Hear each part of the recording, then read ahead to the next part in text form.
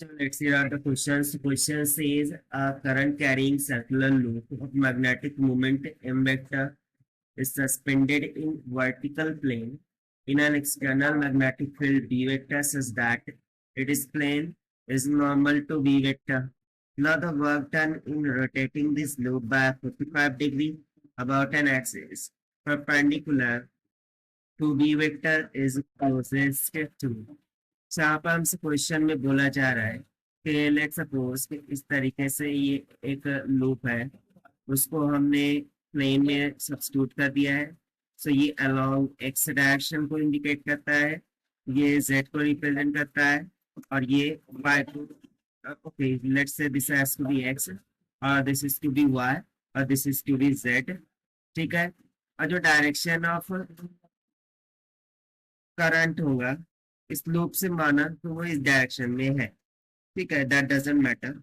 सो ये जो current carrying loop है, ठीक है, उसका मैग्नेटिक मूवमेंट वो सस्पेंडेड है अलोंग द वर्टिकल प्लेन, यानी कि वो अलोंग द जेड डायरेक्शन होगा. ठीक है. तो इसको हमने प्लेस कर दिया है एक्सटर्नल टू मैग्नेटिक फील्ड. तो उसके क्या हो जाता है, नॉर्मल हो जाता है. नॉर्मल मीन्स टू से कि मैग्नेटिक फील्ड की डायरेक्शन भी सेम हो जाएगी मैग्नेटिक मूवमेंट की डायरेक्शन में. ठीक है. सो यदि अब हम इस लूप को रोटेट कर दें इन रिगार्ड्स टू 45 डिग्री, यानी कि यदि इसको हम रोटेट कर रहे हैं in regards to this 45 degree about an axis perpendicular to this b vector, so हम बताना है कि work done in rotating this क्या होगा.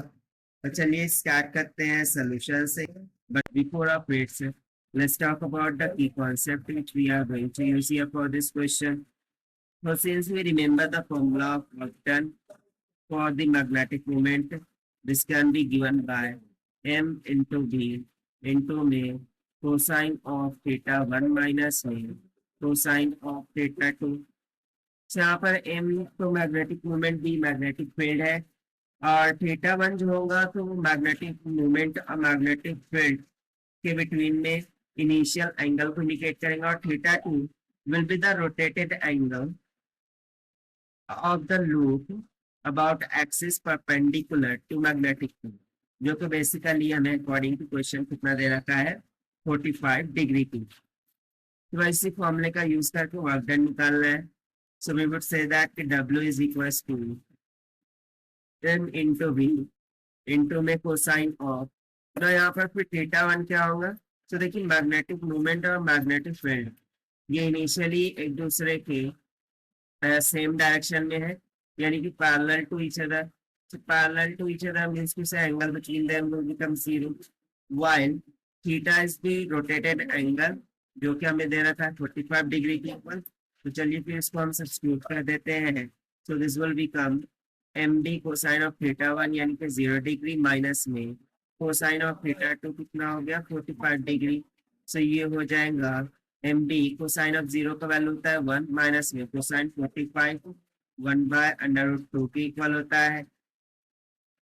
So this will be goes to W is equals to M into B into में 1 minus of 1 by under root 2 का nearest value यदि हम देखें तो वो 0.707 की इक्वल होता है. सो सिंपली हम यहाँ से बोल सकते हैं कि work done will be equals to M into B into में 0.30.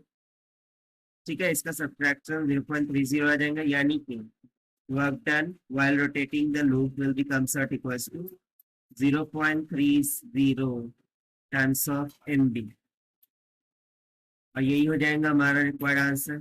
सो as per the given option B is going to be correct. So this is the required solution. I hope you understand it well.